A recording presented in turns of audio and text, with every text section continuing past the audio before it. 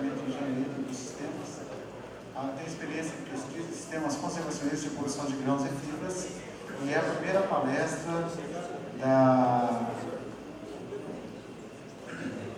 tarde de hoje, né, sobre avaliação e gerenciamento da qualidade de solos, atuando na sua palestra intitulada Delimitação de unidades de manejo com uso de sensores para determinação de atributos do solo. Doutor Leandro, por gentileza, 30 minutos para fazer a sua explanação. Muito obrigado. Boa tarde a todos.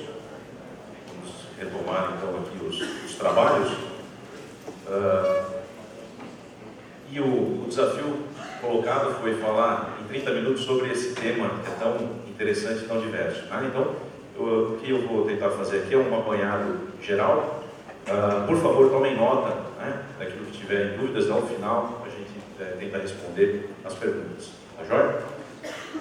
Bom, para começar, né, fazendo uma retrospectiva, é bom, às vezes, a gente pensar um pouco nas coisas que já aconteceram e traçar aí um panorama histórico. A primeira mensagem que eu vou trazer aqui é o seguinte: eu não vou falar nada novo. Tá? Esse evento que aconteceu aqui nesse hotel em 2000, hoje já se vão lá 19 anos, né? Esse evento, o uso da digitalização, quando se discutiu aí a digitalização no agronegócio, nesse evento estava presente esse pesquisador aqui, o Clyde Fries, que é formado na Federal do Paraná e hoje atua na Universidade da Flórida, e um ano depois daquele evento ele publicou esse artigo, que ainda hoje é muito citado, muito utilizado. Então, o que eu vou tentar fazer aqui é falar muito mais conceitualmente, tá, do que falar do sensor em si. Os sensores são ferramentas para tomar medidas. Se a gente não souber para que servem essas medidas, não adianta ter o sensor. Tá? Isso vai permear a minha fala ao longo do tempo. Primeira coisa, vamos definir o que vem a ser uma unidade de manejo. Unidade de manejo é uma região delimitada no interior de um campo que apresenta uma combinação homogênea de fatores para a qual uma estratégia ótima de manejo pode ser adotada. Que grupo de definição grande, né? Mas basicamente o conceito aqui é bem simples. A gente sabe que os talhões, em sua maioria, têm variabilidade espacial. As culturas apresentam variabilidade na produtividade, no seu desempenho, em função dessa variabilidade que está presente. E a unidade de manejo nada mais é do que uma delimitação, uma regionalização daquelas porções que apresentam um comportamento distinto, ainda que dentro dessa porção haja variabilidade. Então tem uma série de fatores que condicionam o desenvolvimento diferente das plantas, e a gente procura fazer a regionalização para daí tratar, né, essas regiões de modo distinto. Eu gosto de dizer que a unidade de manejo ela é um meio termo entre o manejo em taxa única e o manejo contínuo. Então hoje, quando a gente fala em agricultura de precisão, via de regra, com o manejo de variabilidade espacial, o que se tem em mente são aqueles mapas que apresentam variação, às vezes metro a metro, de determinadas características, por exemplo, teor de nutriente do solo. Em função dessa variabilidade metro a metro, se faz uma prescrição, uma recomendação para o tratamento dessa variabilidade. Eu acho, não sou só eu que acho, né, isso foi construído ao longo do tempo, que essa visão é uma visão que talvez daqui a algumas dezenas de anos seja válida. Nós não temos ainda conhecimento agronômico para entender o que está acontecendo em cada metro quadrado da lavoura e poder tratar adequadamente cada metro quadrado da lavoura. Tá? A ideia da unidade de manejo ainda que eu não consiga tratar, uma vez que eu não consigo tratar metro a metro, como que eu faço para subdividir em regiões que eu entenda o que está acontecendo lá dentro de cada uma dessas regiões, e daí eu faço um tratamento adequado para cada uma dessas regiões. Ainda que dentro dessas regiões haja variabilidade. Mas é um primeiro passo para manejar essa variabilidade, um primeiro passo que tem consistência agronômica. Tá? E como é que a gente faz para desenvolver, então, essas unidades de manejo? Sim, eu coloquei isso aqui também, fazendo um retrospecto histórico, né? e como é uma temática que vai ser abordada aqui na nossa palestra, isso é uma publicação que já tem um tempo, do período que eu estive por aqui, né? Tive a oportunidade de trabalhar na Fundação ABC, e em um projeto lá que se iniciou em 99 e terminou em 2003, gerou uma série de resultados que aos poucos a gente foi publicando. Esse é um trabalho, né? Isso são mapas, foram feitos mapas de classificação de solo na escala de 1 para 5.000, 1 para 10.000, e isso passou a ser a nossa unidade de manejo de fertilidade, e ainda hoje tem muitos agricultores que utilizam esses mapas de classificação de solo. Tá? E a gente mostrou que, em função dos tipos de solo, a gente tem uma diferença, né, na rentabilidade das lavouras dentro desses talhões que apresentam variabilidade espacial e propriedades do solo. Então, como eu disse, não tem nada muito novo. Né? E como que a gente faz para delimitar as unidades de manejo? Basicamente, a gente vai fazer uma caracterização da variabilidade que existe no desempenho das culturas. Se não houver essa variabilidade, ainda que haja variabilidade de outras coisas, não tem por que manejar a variabilidade, correto? Essa é uma outra coisa que é importante enfatizar. Né? Então, vamos verificar se existe a variabilidade no desenvolvimento das plantas, através de diversos tipos de sensores, através de mapas de produtividade.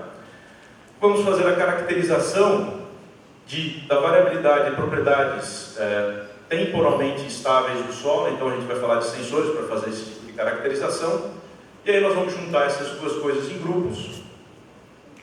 Esses grupos, nós não vamos saber por que eles são diferentes. Para saber por que eles são diferentes, nós temos que ir lá no campo, coletar amostras de planta, coletar amostras de solo, amostras para avaliar diversos parâmetros, e não apenas a parte química de fertilidade, que usualmente é o que se faz.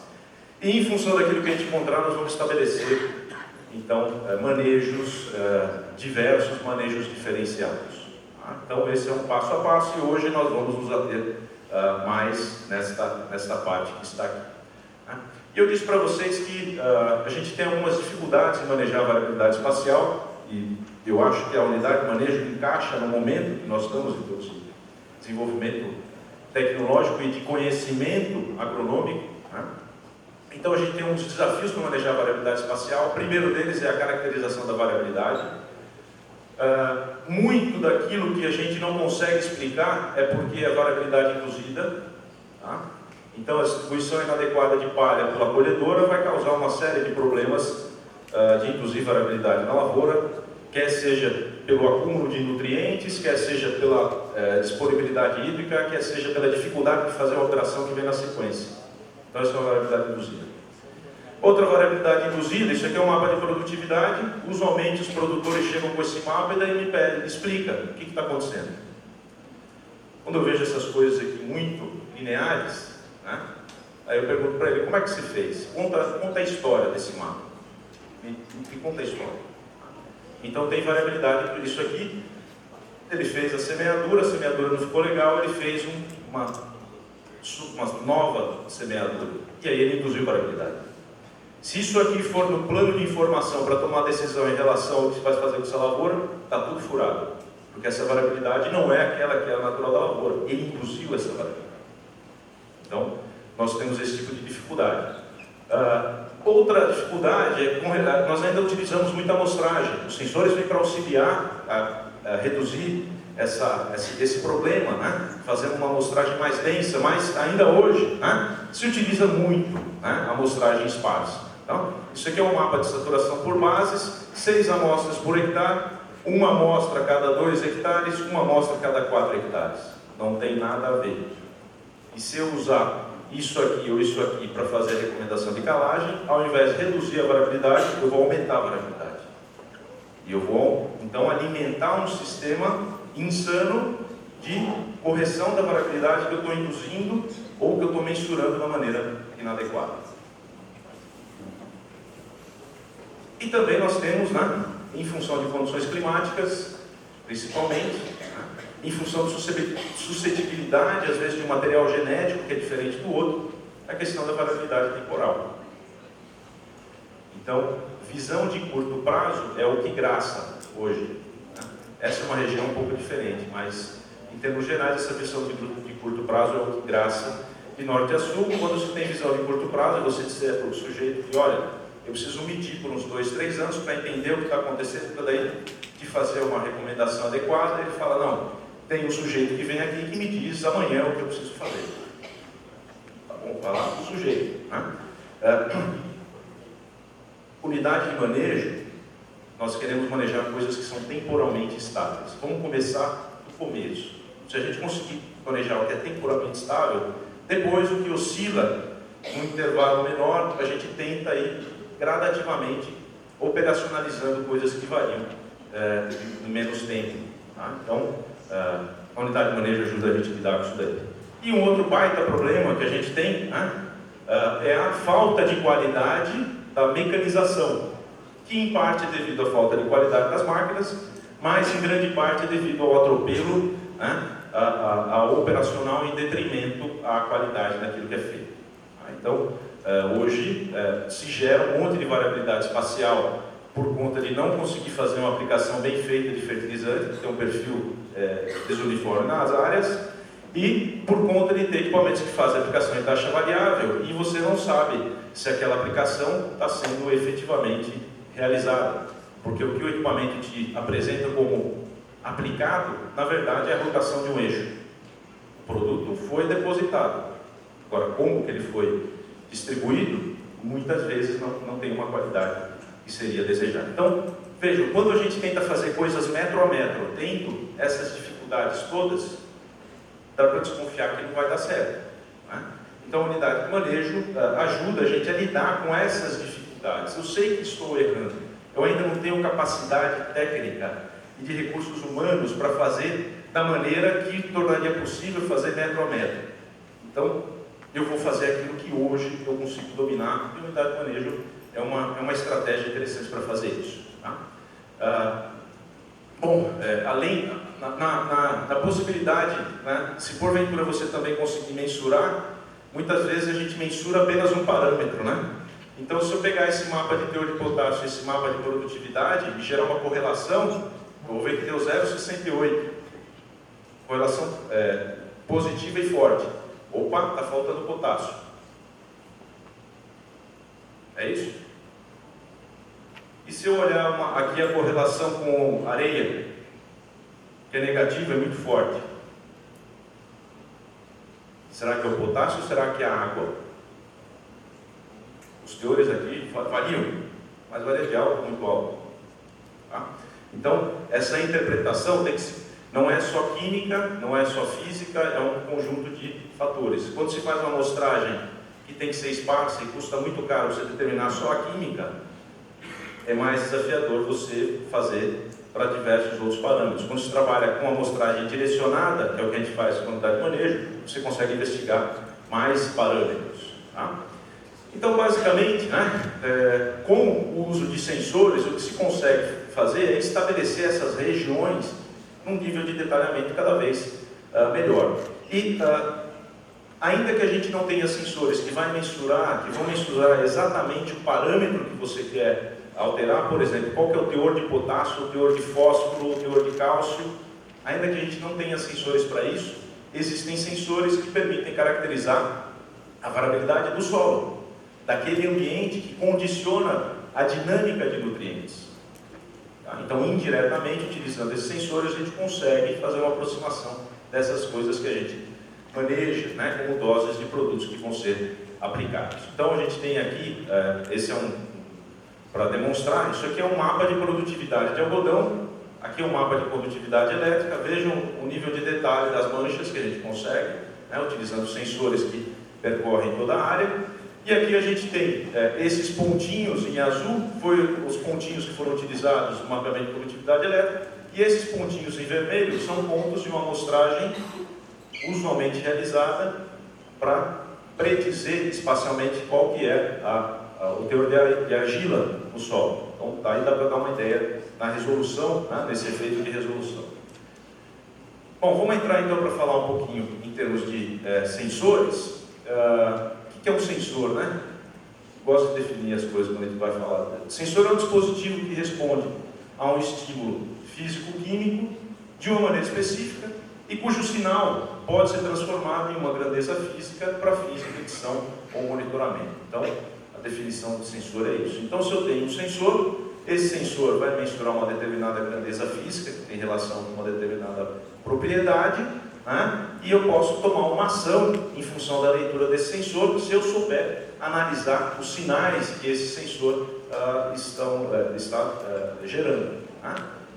Aí daria para abrir uma outra fala aqui só para especificações de sensores. Né? Então, esses sinais, como que são esses sinais? Tá? Tem uma série de características interessantes, mas basicamente para a gente chegar e até a ação, né, não basta ter o sensor, a gente tem que analisar aquilo que ele está nos disponibilizando. E o que será que é interessante, né, em termos de manejo, né, de variabilidade espacial de lavouras? Bom, a gente tem um monte de coisa, né, pensando em solos, né, características químicas, físicas, biológicas, né, e já existem sensores para mensurar várias dessas características. Então aqui tem qual que é, né, fisicamente, né, a grandeza que é mensurada e com o que essas grandezas, o que elas ajudam a gente de modo direto ou indireto, com o que elas se correlacionam. Tem várias revisões sobre o tema, né, e qual que é o método, né, que é utilizado para determinar essas grandezas. Então tem algumas revisões, mas o que é interessante aqui é o seguinte: muitos desses sensores ainda são sensores de bancada, não são sensores móveis. Tá? Então, está comprovado que funciona em bancada, né, em condições controladas, mas quando a gente coloca no campo a gente tem ainda algumas dificuldades. Os sensores, a gente pode trabalhar desde sensor remoto até sensor proximal, né, e o que não vai nos interessar aqui para caracterizar a variabilidade das lavouras são sobretudo esses sensores móveis, né, que podem ser, portanto, ou manuais ou colocados ou operarem de modo dinâmico. Então, os sensores proximais, né, que vão operar em plataformas móveis, eles são particularmente interessantes porque permitem, com boa rapidez, caracterizar a variabilidade espacial em nível de detalhe, e como eles são rápidos, a gente consegue também fazer uma caracterização da variabilidade temporal, consegue entrar, acompanhar, fazer isso ao longo do tempo. Tá? Então, com o uso desses sensores, né, a gente consegue desenvolver aplicações de insumo em taxa variável. Né? Quais insumos? Fertilizante, corretivo, semente, herbicida. Tá? Vocês devem estar me perguntando aqui o que é esse gráfico, né? Alguém sabe o que é esse gráfico? O que representa esse ponto de linha aí? Isso aí se chama semivariograma. Ele é um gráfico que deveria ser feito, produzido antes da gente fazer uma amostragem para caracterizar alguma coisa. A gente deveria coletar amostras bem próximas umas das outras, para entender qual que é a distância máxima entre amostras que a gente pode utilizar para fazer a caracterização da variabilidade. Tá? Então, é uma ferramenta muito importante para entender a variabilidade espacial. Esse semivariograma é para pH. Cada linha dessa daí é um trabalho realizado numa região do globo, um talhão que tem um sistema de produção diferente. Qual que é o recado desse gráfico aí? A variabilidade espacial do pH não é igual na minha lavoura, que é igual à da lavoura do vizinho, não é igual nesse talhão, é diferente do outro talhão, numa profundidade, diferente da outra profundidade. Então veja, quando eu digo que a gente tem restrições para querer fazer a coisa metro a metro, esse aqui é um exemplo. Tá? Então nós induzimos muita variabilidade, e ela é induzida de modo distinto, é muito difícil de caracterizar através da amostragem. E aí o sensor, que faz algo de modo automatizado, não vai com uma ferramenta. E os sensores podem ser utilizados para fazer mensuração e já aplicação de algum insumo em tempo real, podem ser utilizados para fazer de modo pós-processado, ou seja, eu faço um mapa, coleto dados, construo um mapa, analiso aquele mapa e vou fazer uma recomendação para a operação que vai acontecer. E hoje se conversa muito sobre a integração ou fusão de sensores. Tá? Então, a partir do momento que existe a possibilidade de conectar a máquina que está em campo com um computador ou com uma nuvem que está distante, é possível ter uma capacidade de processamento muito maior, né? Quase em tempo real. Isso permite fazer coisas que antes não era possível fazer. Aqui tem um exemplo, né? Do sensor atuando em tempo real. Isso aqui é uma semeadora. Essa semeadora está aplicando o potássio em tempo real, utilizando o sensor hiperespectral, né? Então esse aqui é o mapa de teor de fósforo obtido através de amostragem, e esse aqui é o mapa através desse sensor, coisa antiga, já 2008. Tá? E o sensor, o mapa de prescrição, esse aqui é o exemplo do sensor de condutividade, que dá para ser utilizado de condutividade elétrica, o mapa de condutividade elétrica, que pode ser utilizado para várias aplicações. Aqui tem um exemplo, a gente utilizou esse mapa e mais algumas amostragens para produzir um mapa de consumo operacional. Quantos litros por hectare de diesel gasta para fazer o preparo do solo? Será que é a mesma quantidade ao longo de toda a lavoura? Né? Então, em função de ter uma resistência mecânica maior ou menor, eu vou ter um consumo maior ou menor. Tá? Então, dá para a gente ir desdobrando essas informações. E aqui eu trago alguns sensores, de modo muito sucinto, muito rápido. Sensores mecânicos, para medir resistência mecânica do solo. Hoje, o maior problema que a gente tem, isso é natural, o desenvolvimento da agricultura é assim mesmo. Conforme se intensifica, precisa de mais máquina, coloca mais carga, e aí causa compactação. Então, primeiro se resolve a fertilidade, daí vai intensificando, colocando mais uma lavoura, aí quando faz isso surgem problemas de física, e aí a gente tem sensores para fazer essa caracterização. Aqui um sensor eletroquímico para mensurar teores de elementos do solo. Isso é uma tese que foi desenvolvida lá na Exalc, defendida ali em 2017, e ali foi demonstrado que nos nossos solos aqui esses sensores estão trabalhando bem para caracterizar o pH, mas tem alguma dificuldade para a caracterização do potássio. Não estou falando do operacional, isso aqui é uma etapa antes de colocar em campo e tornar operacional, só para ver se tem sensibilidade. Com relação à radiação, outro tipo de sensor de radiação gama, é outro tipo de sensor, particularmente interessante para entender a quantidade de potássio que tem no solo. Então tem algumas tentativas de utilizar esse tipo de sensor. O sensor LIPS ainda em bancada, existem tentativas para utilizar essa espectroscopia de emissão óptica. Então se utiliza um laser, se cria um plasma e daí se faz a caracterização do espectro desse plasma. Então é uma medida mais limpa, ela é mais específica. Você consegue fazer uma caracterização de elementos de uma maneira mais interessante. Só que ainda tem problema, entre você fazer a leitura do espectro e você conseguir chegar em uma predição de um determinado teor de elemento, vai um tempo razoável. Precisa de muita calibração ainda e precisa melhorar essa tecnologia para poder mobilizar, colocar em máquinas para fazer mobilização. Essa daqui é a febre do momento, fluorescência de raio-x, uma outra técnica também. Então se induz a fluorescência através de um raio-x e daí se faz a quantificação elementar. Que não necessariamente é aquilo que a gente precisa. Nós precisamos quantificar um nutriente. Às vezes, o elemento não está numa forma que a planta consegue absorver.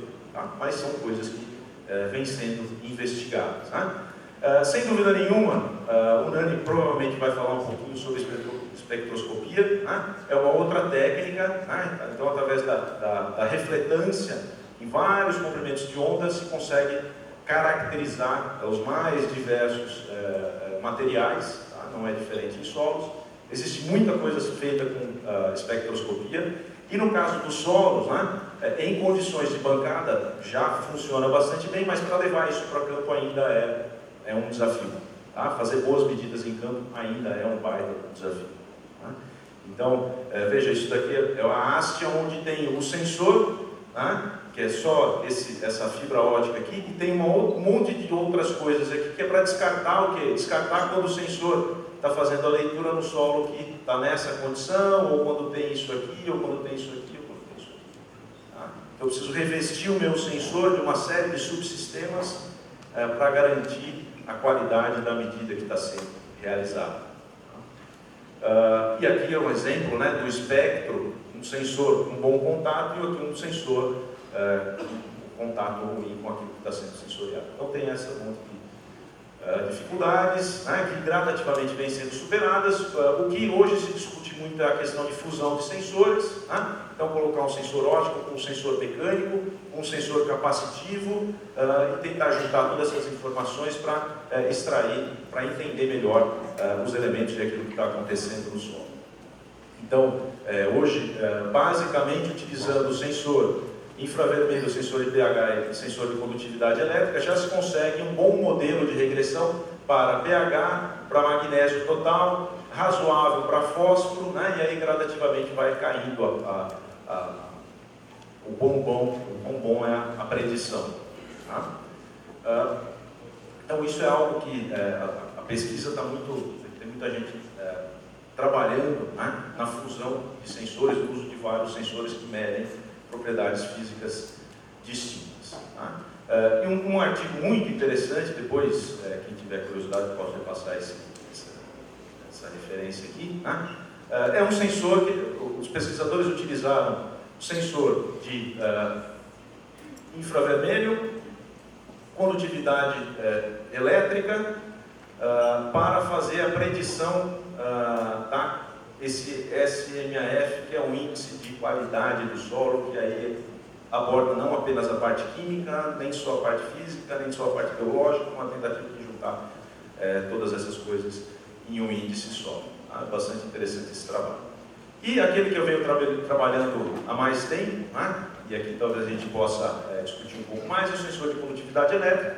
É um sensor que já é comercial há muitos anos, né, e que mensura condutividade elétrica do solo, que por si só não indica nada, né, mas que, se bem trabalhada, pode indicar um monte de coisas, né, pode ser um parâmetro interessante. Então, a condutividade elétrica do solo nada mais é do que a facilidade com que a corrente elétrica atravessa o solo. Nos nossos solos, ela é predominantemente eletrolítica. Então, o que a gente tem visto aqui é uma boa ferramenta para entender a disponibilidade hídrica. Se eu consigo entender a disponibilidade hídrica, isso guarda relação com um monte de coisas que acontecem em termos de dinâmica de nutrientes e desenvolvimento de plantas. Tá? Então, basicamente, na verdade, o que o sensor mensura é a resistência elétrica, depois a gente calcula a resistividade. Basicamente, a resistência elétrica, se a gente fosse pegar uma instalação hidráulica, né, para comparar, fazer uma analogia, resistência elétrica nada mais é do que a perda de carga que a gente tem numa instalação hidráulica. Então, é um princípio muito simples. Tá? Existem várias ferramentas para medir. A condutividade elétrica ela não é só eletrolítica, né? Tem vários caminhos pelos quais a corrente elétrica passa pelo solo, então ela não é uma medida específica para nada, tá? Mas é um bom indicativo de retenção de água no solo. Então isso aqui, existem dois métodos principais para medir a condutividade elétrica: o método resistivo, né, onde se colocam eletrodos, e isso aí já existem esses equipamentos comerciais, esses eletrodos foram colocados de uma maneira dinâmica para fazer as mensurações. E existe o método indutivo, né? É um método bastante interessante, mas são instrumentos delicados, né, e que exigem bastante rigor na sua utilização. Tá? Mas também fazem essa mesma mensuração, podem ser portáteis, né? Por serem portáteis, eles são sensores bastante interessantes. A gente estudou a condutividade elétrica para entender um pouco essa coisa. Basicamente, quando se faz leituras na superfície, essa condutividade elétrica ela é proporcional a um determinado volume de solo. Esse volume vai oscilar em função das características do solo, em função que determinam a densidade de corrente, da corrente que está atravessando o solo. Então, um dos erros grandes que a gente tem é tentar relacionar a condutividade elétrica com amostragens de solo tomadas na mesma profundidade. Tá? Então, a gente investigou um pouquinho isso daí, né? E fazendo avaliação para vários parâmetros aí, nós chegamos à conclusão que aqueles parâmetros relacionados com a estrutura do solo, com a retenção de água no solo, é o que predominantemente determina a condutividade elétrica nos nossos solos. Tá? Em solos tropicais, feito com 4 solos bastante distintos e bastante detalhe. Aqui tem um exemplo de uso de condutividade elétrica. Isso aqui é um mapa de produtividade de algodão. Esse mapa que tem aqui é um mapa de condutividade elétrica. Eles estão colocados sobre o terreno, modelo de elevação do terreno. Essas setinhas aqui, né, são os vetores de inclinação da declividade do terreno. Então vocês vejam que é uma boa maneira de caracterizar de onde a água está saindo para onde que a água está indo, né? O que em termos de manejo, né, é bastante importante. Mas não é uma leitura pura e simples. Se eu olhar esse aqui, olhar esse aqui e tentar fazer uma correlação direta, eu não consigo. Tá? Então você tem que entender um pouquinho da leitura, né? Tem uma curva de aprendizado aí para poder interpretar essas informações. Mas é uma baita de uma informação para enxergar a variabilidade, né? Aqui no mesmo talhão, né? Essa região em branco aqui, essa região intermediária e essa outra região, vejam como é que muda o solo de uma maneira bastante efetiva, né? Uma coisa que a gente tem utilizado, a condutividade elétrica, né? Nessa ideia de regionalização. Então isso aqui, o que está em cores aqui, né? São classes de condutividade elétrica, né? E aí a gente fez a amostragem de solo dentro dessas classes e a gente vê que tem uma relação bastante grande com a capacidade de troca catiônica. Tá? Então, a baita uma ferramenta para esse solo, principalmente os solos mais sensíveis. Aqui é um experimento muito tempo. Populações de planta de milho, quando eu coloco numa região que tem alta condutividade elétrica, que determina um maior potencial produtivo, resposta linear. E quando eu tenho um baixo potencial, poderia até abaixar a população sem ter risco de perder produtividade. Então, exemplos de utilização dessa informação. Aqui um outro exemplo, né? Imagens de satélite para criar um agrupamento, mapas de produtividade, a gente colocando tudo isso junto, criamos então regiões. Essas regiões nós... bom, tudo bem, eu tenho essas regiões, eu sei que elas são distintas. Qual que é o manejo que eu vou adotar para essas regiões? Por que elas são distintas? Então nós montamos um experimento nessa área, né? Um experimento espelhado nessa região aqui e naquela outra região lá. Nós avaliamos o uso do regulador de crescimento ou não, populações de planta e adubação de cobertura. Isso aqui é algodão, tá? Muito responsivo, uma beleza de uma planta para estudar a variabilidade espacial. Com soja é um pouco mais desafiador, né? Mas também dá para avançar. Então isso aqui é a região de alta produtividade, onde historicamente sempre colheu bem. Região de alta produtividade, independente da adubação, quando eu tirei o regulador, caiu a produtividade. E o sujeito podia utilizar aqui metade da dose que ele estava utilizando, que ele ia colher a mesma coisa. Na outra região, toda vez que eu coloquei o regulador de crescimento, eu perdi em produtividade. E houve uma resposta linear à adubação. Então, para mostrar que é uma conjunção de fatores, né, que vão determinar que essas coisas acontecem. E se a gente utilizar ferramentas, nós conseguimos subdividir essas regiões para daí adotar uma estratégia de manejo mais adequada. Muito cuidado como todo sensor, estou usando esse como um exemplo maior, né? Esses são mapas de condutividade elétrica na mesma área. Um solo antes de fazer a irrigação e depois de feita a irrigação. Então, se eu olhar esse mapa aqui, ó, fica muito claro que tinha um quarto do pivô aqui que teve um manejo diferente do restante. E se eu olhar esse outro aqui, eu consigo enxergar que essas regiões aqui com maior condutividade elétrica, esse é um solo baixo de argila. Isso é a compactação. Então, a compactação reduz o espaço, o diâmetro dos poros e aí retém mais água. Então, condutividade elétrica, não existe essa relação linear entre mais condutividade e melhor. Não, ela pode ser utilizada também como parâmetro de indicador de qualidade física do solo, pensando em compactação. E vocês podem perguntar, e esse monte de faixa aqui, o que é isso aí? Preparo do solo. Lembra da variabilidade induzida que eu falei para vocês? Como que esse cara quer ter uma lavoura uniforme se o preparo é sem ar? Né? E que a condutividade está mostrando que é uma desgraça. Tá? Pessoal, para fechar esse último slide, a máquina agrícola, né, gradativamente passa a ser um coletor de dados. Né? A gente já está vendo, isso aqui já está no mercado. Né? Esse aqui é um sensor que mensura a temperatura, umidade e produtividade elétrica e matéria orgânica do solo. Com esses sensores já existem dispositivos para, de modo automatizado, ajustar durante a semeadura qual que é a profundidade de deposição da semente a população de plantas, se assim você quiser, e essas informações depois vão servir para você pensar na estratégia da adubação de cobertura, principalmente no caso do milho. Tá? Então, esses sensores, né, já estão, podem ser comprados para equipar equipamentos de preparo de solo ou semeadores. Agora, tudo isso é desenvolvido lá fora e é colocado no nosso mercado aqui. Tá? O que vale para eles lá, não vale para nós aqui. Para eles utilizam a condutividade elétrica no meio oeste americano para saber onde tem área de encharcamento. Para nós, a aplicação é completamente diferente. Tá? Então, é claro que a gente precisa entender aquilo que eu disse, precisa entender os sinais dos sensores, saber com o que eles se relacionam para daí fazer a interpretação adequada. Bom, é isso. Perdão por ter passado do tempo. Tá? Muito obrigado pela atenção de vocês.